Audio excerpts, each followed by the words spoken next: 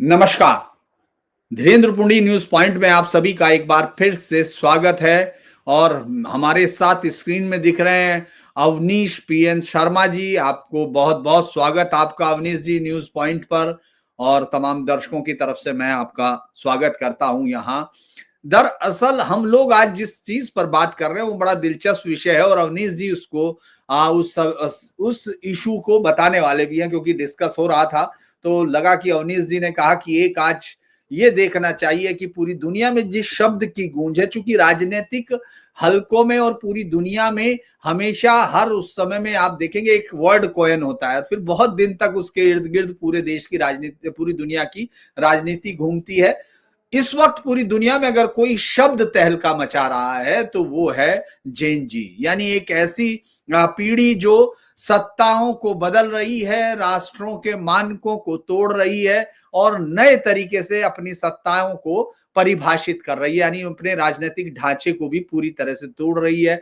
अक्सर जब हम लोगों ने पहली बार देखा नेपाल में जिस तरह से हुआ, उससे पहले अलग अलग सड़कों पर हम देख रहे हैं बांग्लादेश ने किया, लेकिन ज्यादातर इन सब में मुझे नहीं लगता कि बहुत ज्यादा एक लाइन हमने देखी कि साहब बांग्लादेश में जिस तरह का बिखराव हुआ शेख हसीना के खिलाफ, ये तो लगा कि वो एक बदलाव था, लेकिन जो बदल कर जो आया वो ये लग रहा था कि जो धर्मनिरपेक्ष मूल्य हैं, जो सेकुलरिज्म का नाम लेने की कोशिश की जाती थी अक्सर बांग्लादेश में, और जो शेख हसीना के साथ रहा, मुझे लगता है कि उसकी तिलांजलि हुई। उसके बाद फिर नेपाल पहुंचे तो नेपाल में उन्होंने नेपो किड्स के खिलाफ तो आंदोलन शुरू हुआ, लेकिन जो सत्ता में अभी तक है, जो दिख रहा है, उससे बहुत बड़े चेंज नहीं हुए।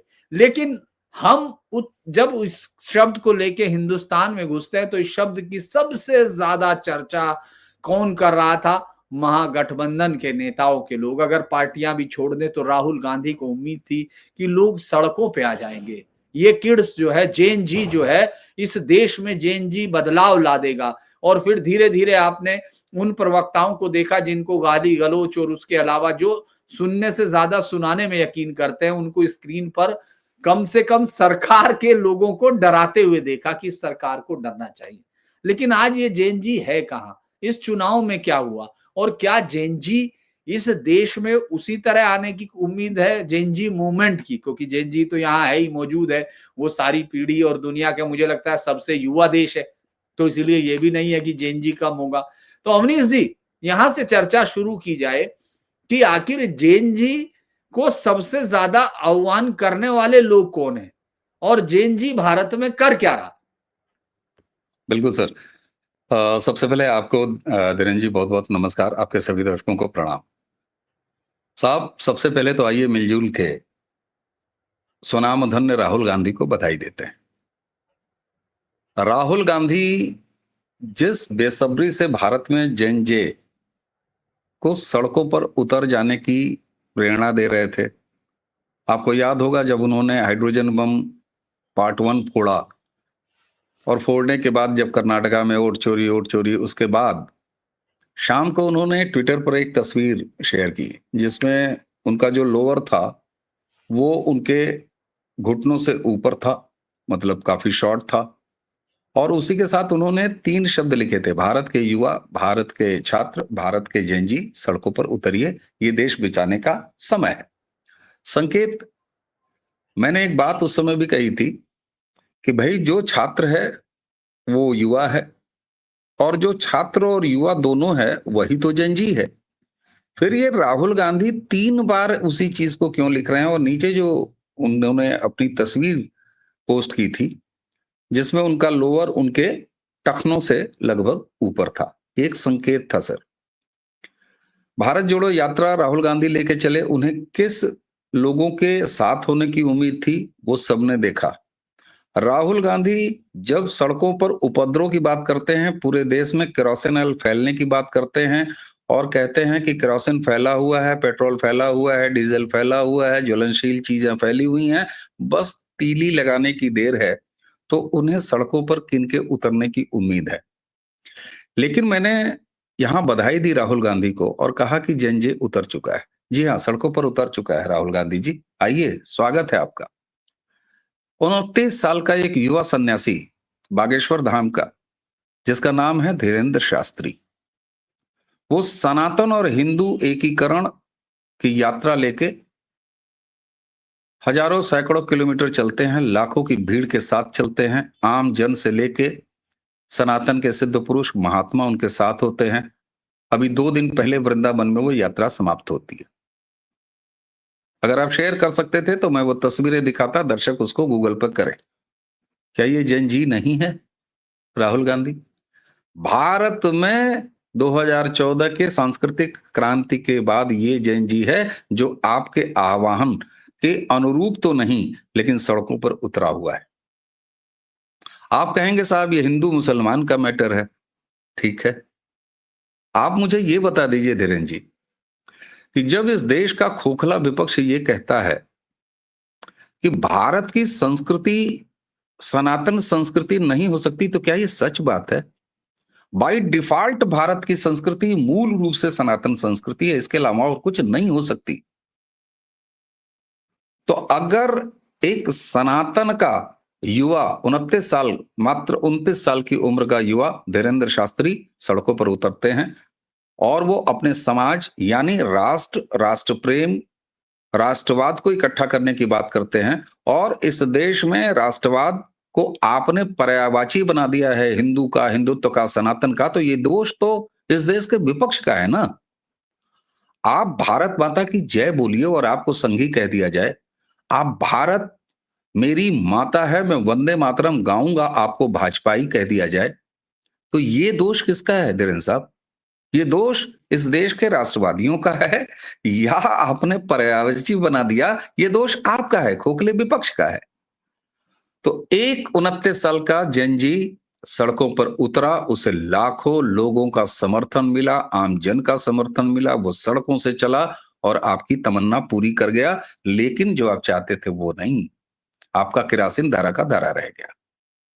उसके अलावा सर मैं आपको एक वीडियो क्लिपिंग सुनवाता हूं, हालांकि ये 12 मिनट का है और ये युवा है Arunachal Pradesh indigenous youth organisation के अध्यक्ष तारो सोनक लियाक। इस लड़के का नाम है तारो सोनक लियाक। 6 से 8 महीने पहले से अरुणाचल प्रदेश में जिस तरीके से लगातार घुसपैठ बांग्लादेशी और रोहिंग्यास के हो रहे हैं और इन लड़कों की जो ऑर्गेनाइजेशन है, ये Arunachal Pradesh indigenous youth organisation, इन्होंने बड़ा सघन सर्वे किया है और डेटास पे ये काम कर रहे हैं और इनका दावा है कि 2000 पर डे घुसपैठ आज की डेट में भी बांग्लादेश में हो रही है, अवैध बांग्लादेशी की और रोहिंग्यास की। ईटानगर में जिस तरीके से मस्जिदों का एक जाल आया तो सबसे पहले ये ऑर्गेनाइजेशन उसके खिलाफ खड़ी हुई और कहा उसने कि अवैध तरीके से बने हुए इन जो परिसर हैं ये यहाँ की डेमोग्राफी बिगाड़ रहे हैं, यहाँ की संस्कृति बिगाड़ रहे हैं।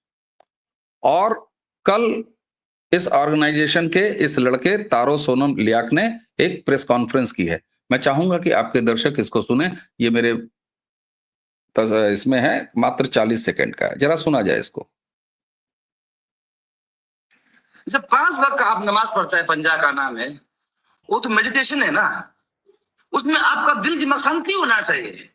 वो 5 वक्त का नमाज पढ़ने का बाद भी उसका दिमाग में एक शैतान जाके बैठता है और ये लंपिया तुमको हम सीधा बोलता है, किसी कंधा में हाथ रख के गोली चलाने का बात मत करो, आप प्रोवोक कर रहे हैं उल्टा। आप लोगों को 7 दिन का समय दो, एक को यहाँ से बोलचर से निकाल के रखेगा, हटा देगा हम लोग यहाँ से, कदे देगा यहाँ से, तब टाइम नहीं लगेगा हम लोग।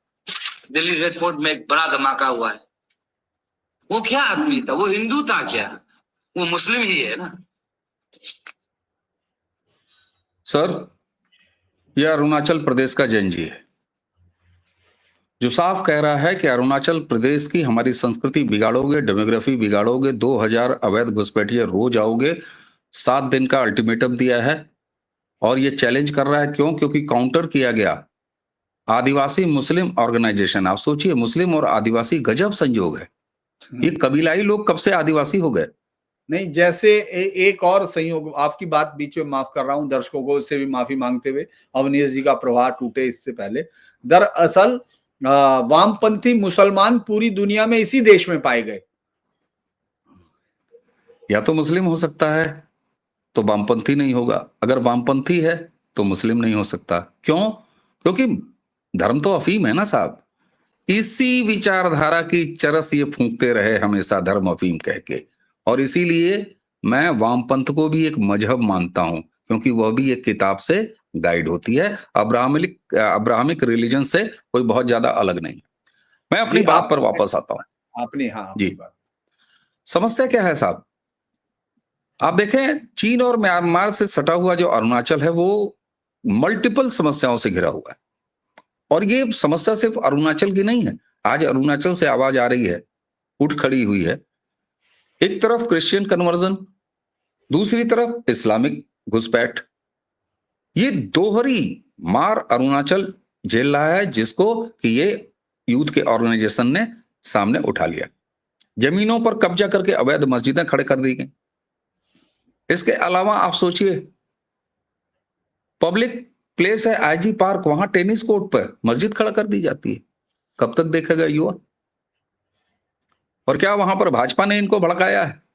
और एक चीज सर, बड़ा मजेदार, ये जो कथित अंबेडकरवादी हैं, जो इन्हीं वामपंथियों के चूरन चाटते हुए, और एक ही गिरोह है जिसको कि प्रश्रय राजनीतिक रूप से इस देश में कांग्रेस ने दिया है हमेशा, और एक तरह से कांग्रेसी इकोसिस्टम के अहम हिस्से हैं।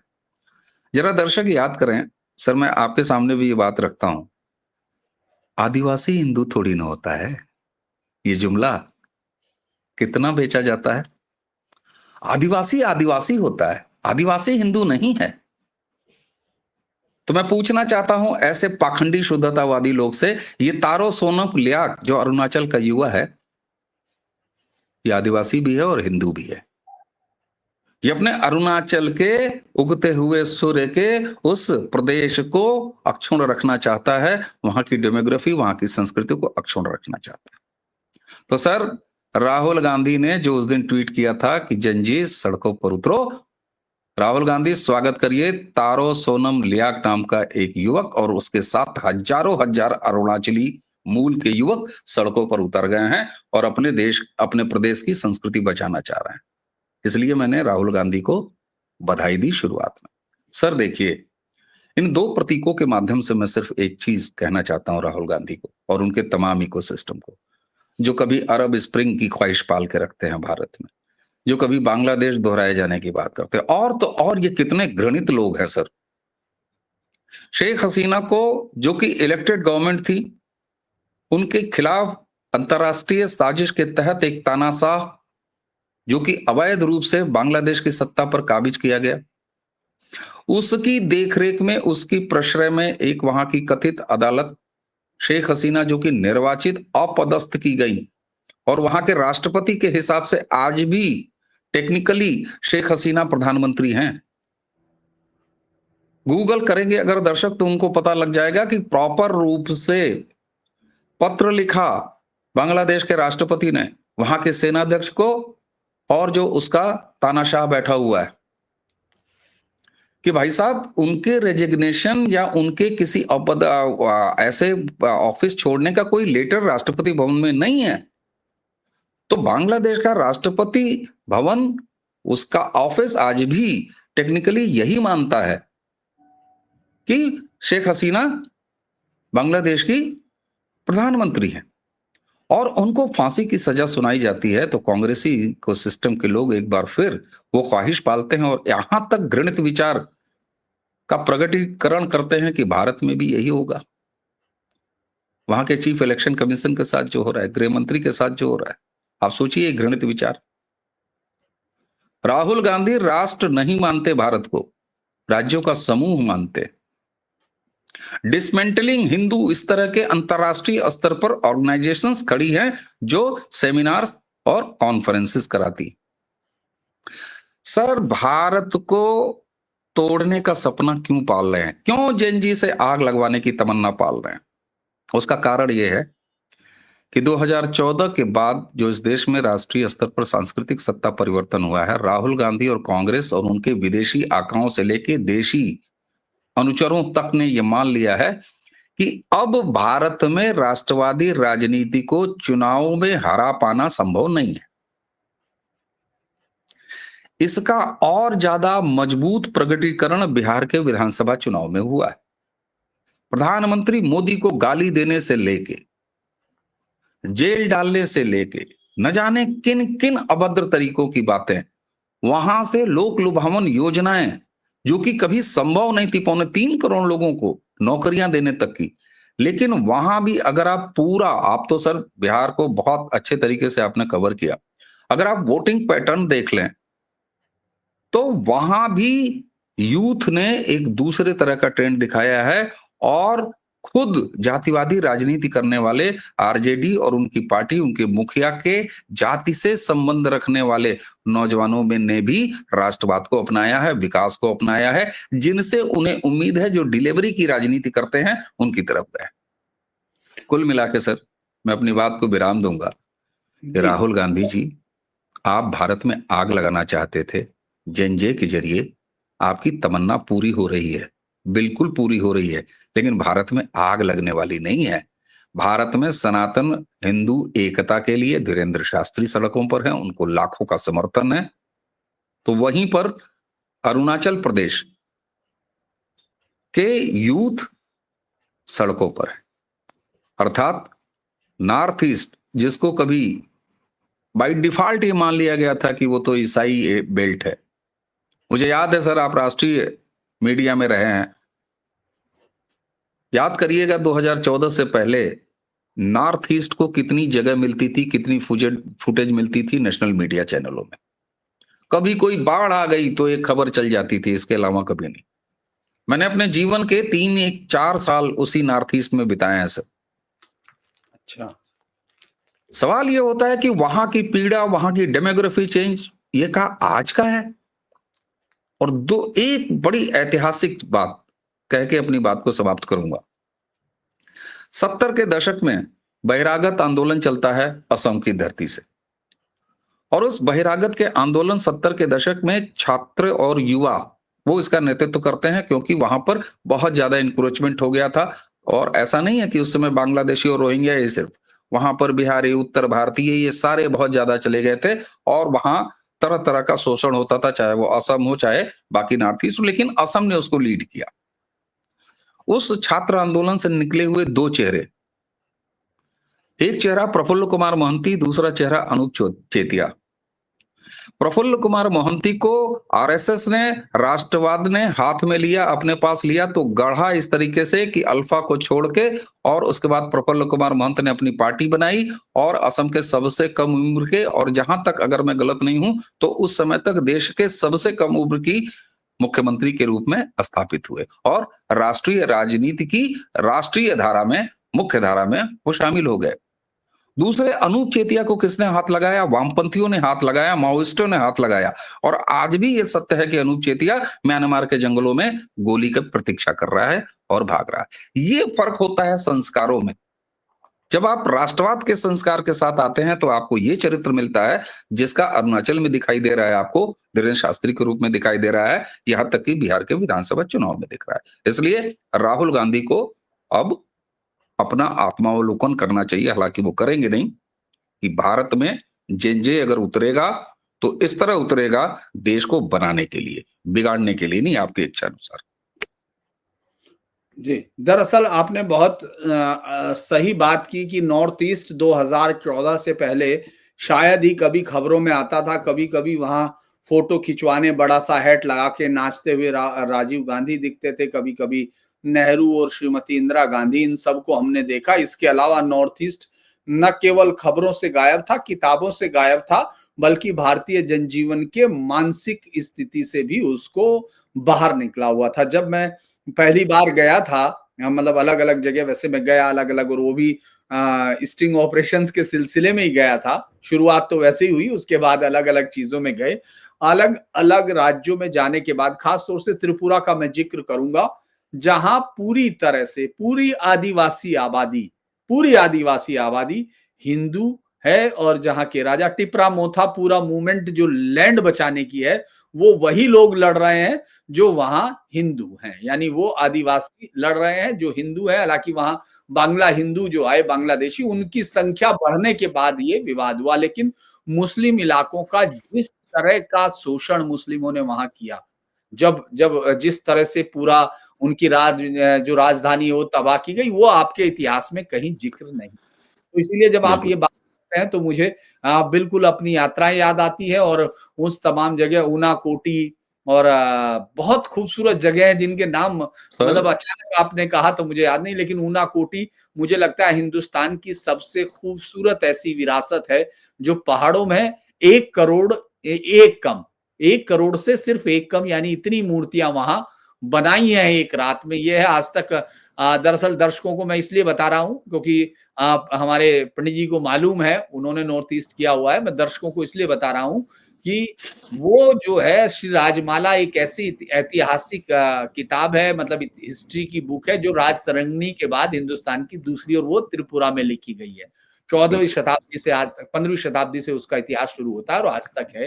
लेकिन आप ये सोचिए उसमें भी उस पहाड़ का जिक्र नहीं है, किसने वो काटा होगा, किसने वो बनाया होगा। और सबसे बड़ी विशाल मूर्ति भगवान शिव की गंगा को लेते हुए है, दूसरी माँ दुर्गा की और तीसरी गणेश जी की। तो जो ये लोग सवाल उठाते रहे आदिवासी या तमाम चीजें, ये एक पूरा माइंडसेट था जो उनको काटने वाला था। लेकिन आदिवासी मुस्लिम बर्दाश्त किया जा सकता है, आदिवासी क्रिश्चियन हो सकता है, लेकिन आदिवासी हिंदू नहीं हो सकता। हिंदू नहीं ये हो सकता। आपने बड़ी दिलचस्प कही। और वामपंथी मैं इसलिए कह दूंगा कि उनको बैरूत से आती थी सभा, किसको? कैफी आजमी साहब को।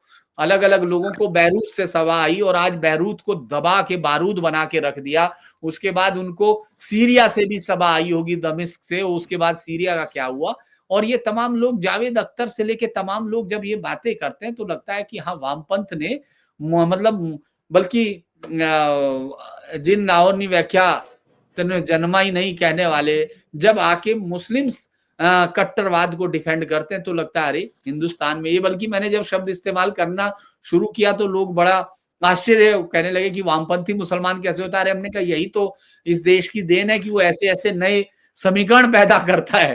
तो चलिए, अच्छा एक और बात बताइए, ये जो पॉलिटिकली अगर आप देखेंगे तो हम लोग अगर पूरा डाटा देखते हैं जो 2014 से 2014 में जब पीएम मोदी पीएम बनते हैं एक मुख्यमंत्री से स्टेट से, तो युवा आबादी ने उनको सबसे ज्यादा वोट दिया। 2019 में आते हैं तो फिर युवा आबादी उनको वोट करती है।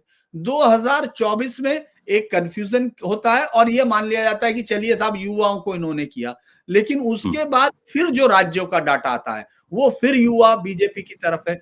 तो ये कौन सा युवा है जिसको महागठबंधन को उम्मीद थी कि वो खोज लेगा? और खास तौर से अगर जैन जी की वो बात कर रहे थे, जैन जी जो भी उसका प्रोनाउंसिएशन हो, क्योंकि अभी सम्राट चौधरी आपको मालूम है चुन लिए गए हैं सदन में अपनी पार्टी के नेता। तो मुझे लगता है कि अब हाफे डेविड और प्रोसेशन दोनों भाषा में शामिल होंगे आपके और हमारी, लेकिन ये एक लाइटर मोड पे। दरअसल जब यूथ पूरी तरह से इस गठबंधन को, प्रधानमंत्री मोदी को उनको नायक मानता हुआ दिखता है, तो ये कौन सा बचा हुआ यूथ रह जाता है? जैसे तारों ने कितनी दूर जिक्र किया। मैं अक्सर, आप सोच रहे होंगे, मैं परसों, चूंकि हम लोग जब बात करते हैं, यही यूट्यूब की खूबसूरती है कि हम उस तरह से टीवी की तरह बात नहीं कर रहे हैं। हम लोग दरअसल ये जानने को मेरी बड़ी दिलचस्पी थी। परसों मैं जब घूम रहा था लाल किले के आसपास ही, तो मैंने कहा कि देखो एक गुस्सा था जो गायब हो गया। गुस्सा है क्योंकि हम लोगों ने ये मान लिया कि इस तरह से वो करेंगे तो करना ही पड़ेगा। जो जिहादी माइंडसेट है वो ये कर रहा है, हमको अपनी जिंदगी में चलते जाना है, रास्ते खोजते रहना है।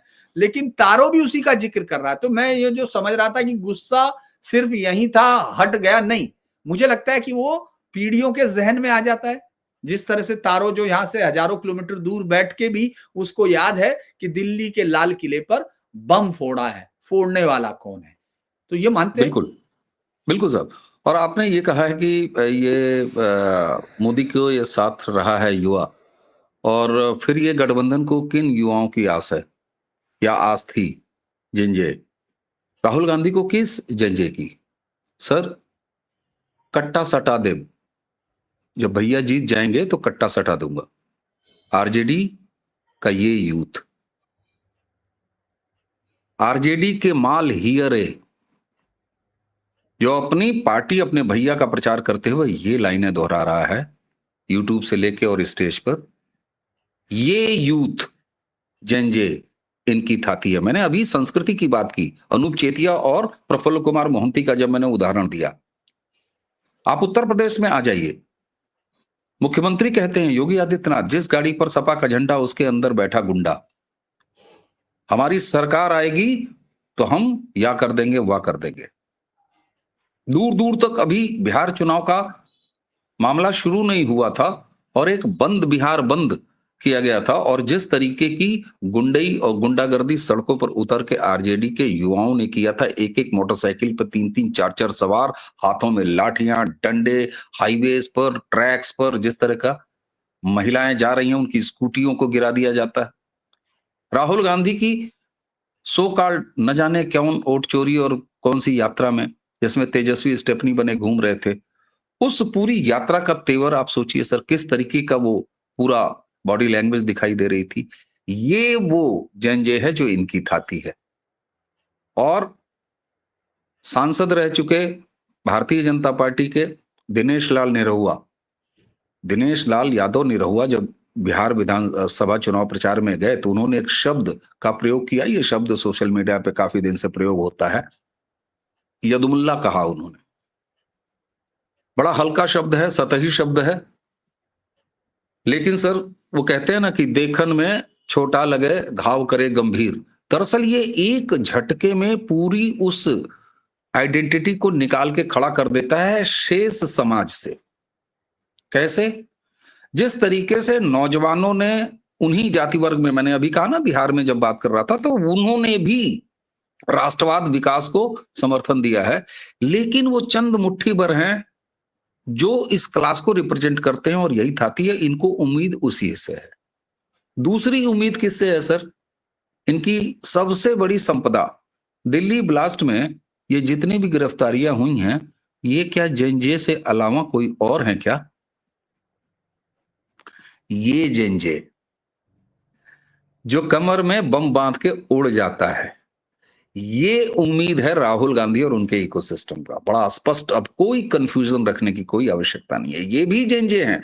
एक तरफ धीरेन्द्र शास्त्री, अरुणाचल का वो बेटा, और दूसरी तरफ कट्टा माल महिलाओं के लिए, झंडा लगा के इस गाड़ी के अंदर गुंडा, और लाल किले पर हजारों किलो का विस्फोटक की तैयारी करके और थोड़ा विस्फोटक लेके उड़ जाने वाला। ये सारा जंजे वही जंजे है जिस पर महागठबंधन, राहुल गांधी, उनके इकोसिस्टम का भरोसा टिका हुआ है।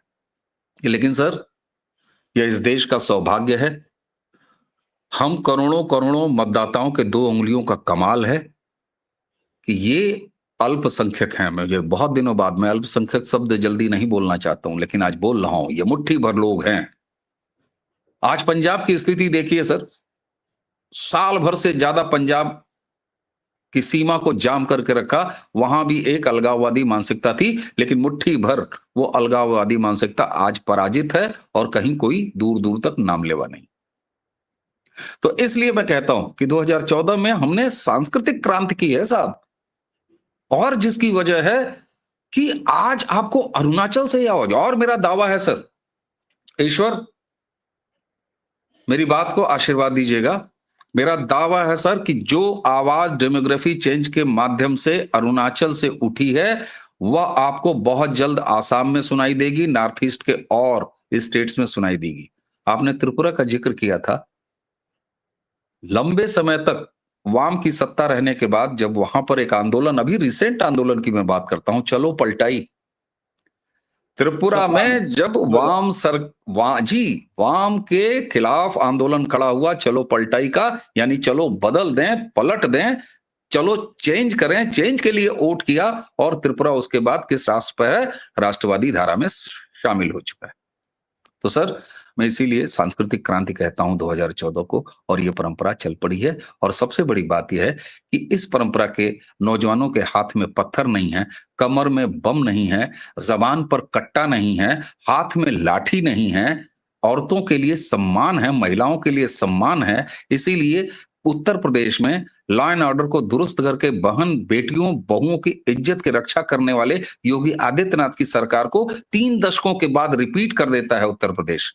और जंगल राज की उस छाया से मुक्त होके बिहार राष्ट्रीय धारा जो है राजनीति की उसको ज्वाइन कर लेता है। ये हमारा सौभाग्य है सर। हमारी थाती ये है, उनकी थाती वो है। दरअसल त्रिपुरा की मैं जिक्र आपने उस नारे का किया, तो इसीलिए जब मैं चुनाव कवर करने गया, जब बीजेपी के वक्त पहली बार मैं गया, जब बीजेपी आई जिसमें, तो जब मैं उतरा एयरपोर्ट से और उसके कुछ दिन बाद ही मैं शाम को शायद अगले दिन राजनाथ सिंह की रैली थी, तो जैसे ही राजनाथ सिंह की रैली आई तो उस वक्त अचानक लोगों ने नारा लगाना शुरू किया जो मेरे आसपास थे, चलो पलटाई। तो मैंने सोचा कि ये नारा क्या है। और तभी विप्लव जब मंच पे आया, जब विप्लव मंच पे आया तो युवा था यहाँ संसद में, अक्सर वो कभी कभी सांसद तो था नहीं तो, लेकिन बीजेपी के यहाँ मुख्यालय में दिल्ली में कभी कभी मुलाकात होती थी तो देखते थे कि एकदम युवा है, और उनकी शायद वाइफ भी यहीं काम करती थी, दिल्ली में बैंक में थी। तो उसके बाद जैसे मंच पे ये हुआ तो मुझे लगा ये कैसी क्रांति है, क्योंकि यहाँ तो वो आदमी है मानिक सरकार जो साइकिल से चलता है और जो जिंदगी में साइकिल से नहीं चला। बिल्कुल। ये सिर्फ आपके अखबारों की हेडलाइन में साइकिल पे चलता था वो। उसने मकान के, आप सोचिए कितना यकीन हो जाता है, किसी ने आज तक ऐसा नहीं देखा होगा, शायद आपने भी नहीं देखा होगा, इतने दिन आपने भी अलग अलग जगह पर देखा है कि मुख्यमंत्री आवास के बाहर जो नेम प्लेट होती है, तख्ती है, या तो वो पेंट से लिख दिया जाता है या फिर उस पर एक कोई प्लास्टिक उसका लकड़ी का वो सब होता है, उसने पत्थर का लिखवा के उसको दीवार पे ही लगा दिया। उसने कहा ये तो हमारा ही है। इसीलिए जब पहली बार सांस्कृतिक क्रांति की बात, आपकी बात सही है, सांस्कृतिक क्रांति की बात हुई तो सबसे पहले उन लोगों की मूर्तियां तोड़ी गई। याद होगा लेनिन की मूर्ति गिराई गई, तमाम लोगों की जिनकी जिंदगी में शायद किसी को भी त्रिपुरा का नाम मालूम नहीं होगा, जिनके फोटोओं के नाम पर वोट मांगी गई। ये बड़ा दिलचस्प था। लेकिन एक आखिरी सवाल कि इसका क्या होगा, क्योंकि अभी एक बड़ा दिलचस्प हो रहा है जैन जे का जो है, अगर धीरेन्द्र शास्त्री, और पूरी तरह से धीरेन्द्र शास्त्री कम से कम अब वो अपनी बात को कहीं आपने देखा होगा छुपाते भी नहीं है, और एक युवा साधु तो मानना ही चाहिए, कथावाचक है, जो भी उनको अलग अलग, हम लोग तो साधु कहते हैं, हमारी परंपरा यही कहती है, जो भी भगवान का नाम लेता है हम उसी को साधु कहते हैं। तो वो एक हॉस्पिटल भी खुलवा रहे हैं, वो पैसे से हॉस्पिटल खुला रहे हैं। ये एक नया ट्रांसफॉर्मेशन है साधुओं में भी। अभी तक आपने देखा होगा ज्यादातर साधुओं के पास, जो जिन बाबाओं के पास अक्सर जाते थे, चाहे वो हो, उनके यहाँ खाना चलता रहता था, लंगर चलता रहता था, आपने देखा होगा, ज्यादातर किसी भी आश्रम में जाते थे।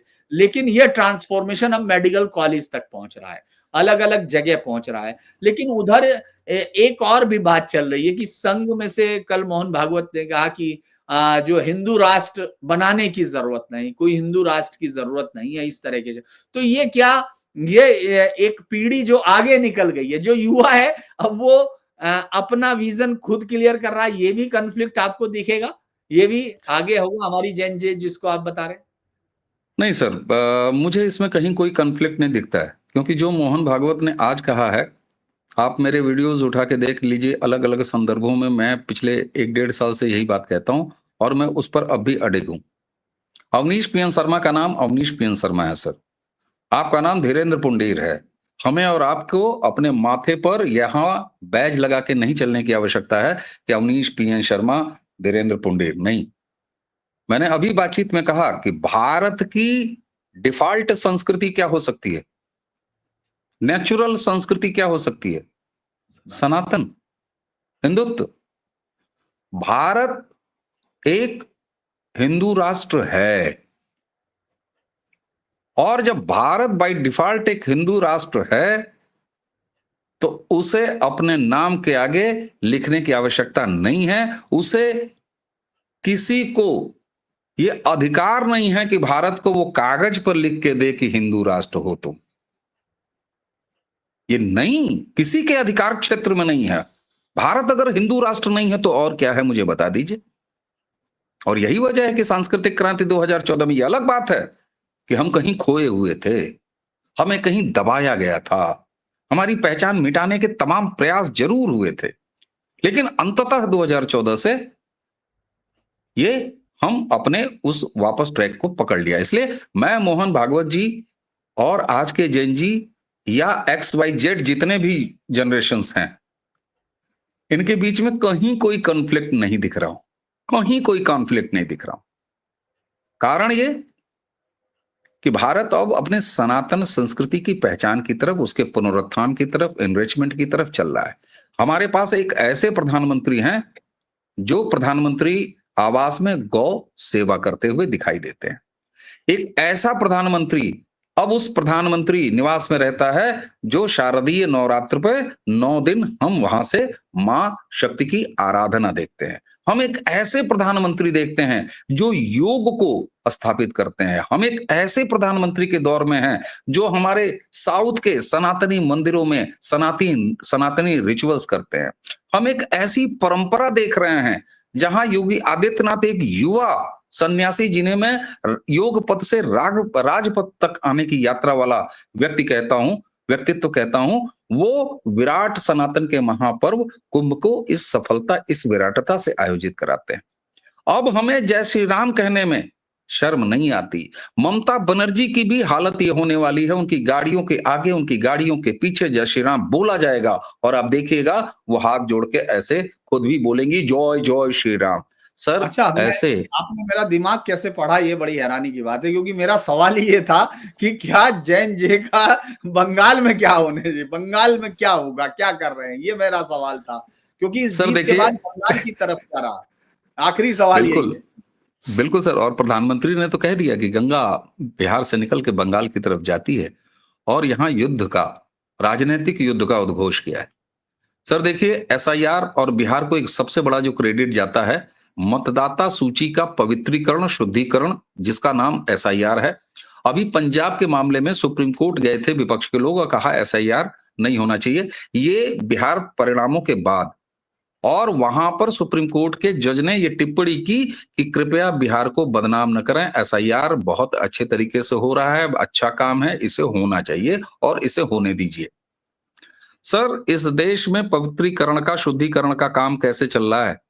सेकुलरिज्म के नाम पर इस देश के संसाधनों पर पहला हक मुसलमानों का है। हमने उस दौर को जिया है और मिटाया है। यहां से हमने शुद्धिकरण का काम किया है और एसआईआर एक महायज्ञ है, क्योंकि मैं लोकतंत्र में चुनाव को महापर्व मानता हूं। मैं लोकसभा चुनाव को महाकुंभ मानता हूं, विधानसभा चुनाव को अर्धकुंभ मानता हूं। मेरे लिए तो यही है। और ऐसे में एसआईआर के जरिए जो रास्ता बिहार ने दिखाया है कि आज पंजाब हो या उत्तर प्रदेश हो या जहां जहां भी एसआईआर हो, आप वेस्ट बंगाल से खबरें इकट्ठा कीजिए, आपको पता लग जाएगा सर। एसआईआर का स्वागत वहां पर हो रहा है और एसआईआर आया और वहां भागने की स्थिति मची हुई है। आप तमाम वीडियोस ऐसे देख लीजिए, मेरे परिवार के अच्छे खासे लोग वहां रहते हैं, वो बता रहे हैं साहब मेड्स की कमी हो गई है। यहाँ जो सीमा के इलाके हैं वहां तक जाने के लिए बसेस, ट्रेन वो भर भर के जा रही हैं और अपने आप भाग रहे हैं। कारण ये कि वो ये समझ रहे हैं कि अब भारत अपने नागरिकों की पहचान कर रहा है और हम लोगों को पकड़ के डिटेंशन कैंप में डाल दिया जाएगा। सर मैं इसीलिए कहता हूं, लगातार कहता रहा हूं कि एसआईआर एक मायने में एनआरसी है और ये धमक आपको वेस्ट बंगाल में दिखाई दे जाएगी। मतदाता सूची का पवित्रीकरण, शुद्धिकरण वेस्ट बंगाल में वो रास्ता खोलेगा जो परिणाम आपको बिहार ने दिया है।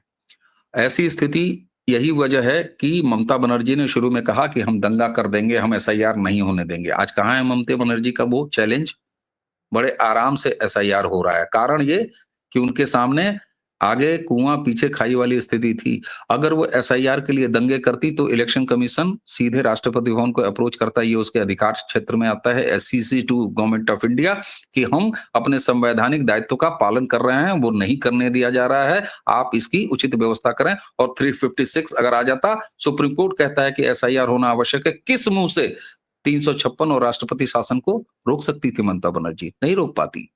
और अगर वो डिले कराती तब तक उनका कार्यकाल पूरा हो जाता, बाय डिफॉल्ट ऑटोमेटिकली वहां पर राष्ट्रपति शासन आ जाता है। आके कुआं पीछे खाई।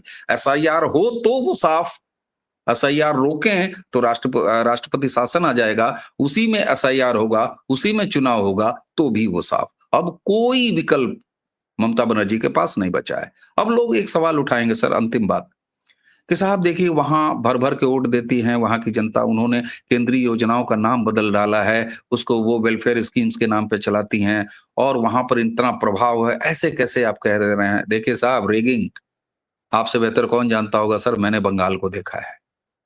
मतदान के दिन गांव से निकलने वाली और पोलिंग बूथ तक जाने वाली सड़क पर टीएमसी के 3 गुंडे, जो कभी मार्क्सवादी गुंडे बैठ जाया करते थे, वामपंथी बैठ जाया करते थे, सेम वही मॉडल, कुर्सी डाल के बैठ जाते हैं और नहीं जाते हैं। और मेरे एक मित्र बड़ा सवाल पूछते थे बाबा रामदास जी, उन्होंने कहा कि भाई साहब ये भाग रहे हैं लोग तो अरे भाई ठीक है, कोई वहां राशन कार्ड थोड़ी ना बन रहा है, एसआईआर हो रहा है, उनको वोटर नहीं बनना है, वो चुपचाप अपना नौकरी करे, काम करे जो अवैध है। दरअसल सर इनमें से 50% लोग ही वहां पर वोट डालते थे, 50% का नाम वोटर लिस्ट में नहीं था, ये बात सही है। लेकिन ये किस रूप में काम आते थे ममता बनर्जी के इकोसिस्टम के लिए, कि जब टीएमसी के गुंडे सड़क पर बैठ जाते थे कि तुम लोग वोट डालने मत आओ, तो ये जो संख्या थी अवैध घुसपैठियों की, ये संख्या जाती थी और किसी अवनीश पीएन शर्मा, किसी धीरेन्द्र पुंडीर के नाम का वोट कास्ट करके आती थी। केंद्रीय सुरक्षा बल 100 मीटर के दायरे में रहते हैं, अंदर प्रिजाइडिंग अफसर से लेके पोलिंग अफसर फर्स्ट, सेकंड, थर्ड, ये सब राज्य सरकार के अधीन, उन्हीं के तो कर्मचारी हैं सर। वो रिपोर्ट उस समय कर रहे होते हैं इलेक्शन कमीशन को, लेकिन कल उनको ममता बनर्जी से ही खाना है पीना है। लेकिन बंगाल ने हमेशा ये दिखाया है सर कि उसने जब कांग्रेस की सत्ता हटाई तो उसने 3 दशकों तक मार्क्सवादी और लेफ्टिस्टों की सत्ता रखी, भले उनको नोचा खाया। ये एक टेंडेंसी होती है सर कि लंबे समय तक परखना, ठीक है, कोई बात नहीं। हालांकि उसका दुष्परिणाम ये होता है कि एक ग्रे कैरेक्टर वहां पर जन्म ले लेता है, जो कि काबिज हो जाता है एक टाइम के बाद। ममता बनर्जी ने क्या किया? ममता बनर्जी ने सेम इकोसिस्टम उठाया, अपने पास लिया, और जब बंगाल ने ममता को समय दिया तो आप देखिए लगातार तीसरा रीजन, अब वहां पर चाहे शुभेंदु अधिकारी हो या बंगाल भाजपा हो, बंगाल भाजपा को बंगालियों के सामने ये दृढ़ता से प्रस्तुत करना पड़ेगा कि हम एक मजबूत विकल्प के रूप में आमी आश्ची, और जिस दिन, जिस समय, जिस क्षण बंगाल भाजपा यूनिट ने ये काम कर दिया, बंगाल में एक मुश्त पलटेगी और एक बार फिर ईश्वर मेरी बात को आशीर्वाद दे, ममता बनर्जी के राजनीतिक कैरियर का यह अंतिम चुनाव साबित हो सकता है। इसका भरोसा मुझे एक बात से और लगता है, बिहार जीत के बाद जिस तरीके से प्रधानमंत्री ने हुंकार भरी है बंगाल के लिए, तो केंद्रीय नेतृत्व ने बंगाल को यह बता दिया है, प्रधानमंत्री ब्रांड मोदी ने बंगाल को यह बता दिया है कि यस, मैं अब विकल्प के रूप में हूं। अब बंगाल यूनिट ऑफ भाजपा अगर ये एक साथ सिंक्रोनाइजेशन कर ले और बंगाली समाज को ये भरोसा दिला दे कि हम हैं, दीदी को 2 मिनट में गायब कर देंगी, एसआईआर में पवित्रीकरण, शुद्धिकरण ऑफ दी इलेक्टोरल लिस्ट वो ऑलरेडी है सर। जी, मुझे लगता है कि बहुत ही अच्छी बातचीत आपके साथ हुई है। बस एक और दर्शकों को याद दिला दूं कि बंगाल में जब भी कोई दल प्रमुख विपक्षी दल बना है वो सत्ता में आया है, अभी तक का ये रिकॉर्ड वहां कहता है। तो इसीलिए ये भी एक अच्छा संयोग है ना। ये भी एक, और दूसरा ये है कि उनकी बात ये बता दूं कि एसआईआर के खिलाफ सुप्रीम कोर्ट से इतनी फटकार खाने के बावजूद भी वो लगातार आ रहे हैं, केरल से भी आ गए ये कहते हुए कि साहब पंचायत चुनाव है इसीलिए वो ना किया जाए। लेकिन मुझे लगता है एसआईआर इस देश के लिए सबसे ज्यादा जरूरी है, क्योंकि अगर एसआईआर नहीं है तो आप 1952 की मतदाता सूची से ही काम चला लें तो ज्यादा बेहतर हो। तो अभी का सर, और आज अवनीश जी आप जुड़े, बहुत बहुत धन्यवाद आपका।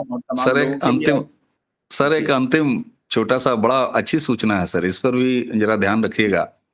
पंजाब में भी एसआईआर हो रहा है और भगवंत सिंह मान का जो गुट है, वहां पर भी 2 गुट हैं, केजरीवाल का और मान का। भगवंत सिंह मान बड़े मस्त और एंजॉय कर रहे हैं एसआईआर करा के, इसमें भी बड़े संकेत छुपे हैं सर, कभी बात करेंगे। धन्यवाद, हम लोग इस पर भी बात करेंगे। तो अभी के लिए इतना ही, जल्द ही फिर बात होंगी आपसे। आप जुड़े उसके लिए बहुत बहुत शुक्रिया। और जिन लोगों ने हमारे दर्शकों ने, वैसे ज्यादातर दर्शकों ने प्रारब्ध मेरे पास जो आते हैं ज्यादातर आपकी चर्चा भी करते हैं, तो उन लोगों को फिर से जिन्होंने नहीं किया वो प्रारब्ध पर जाएं और उसको सब्सक्राइब करें। राष्ट्रवाद के लिए बिल्कुल प्रखर वाणी सुने जिसमें कोई एम्बिग्विटी नहीं है। चलिए आज के लिए इतना ही, नमस्कार। थैंक यू सर, नमस्कार, प्रणाम।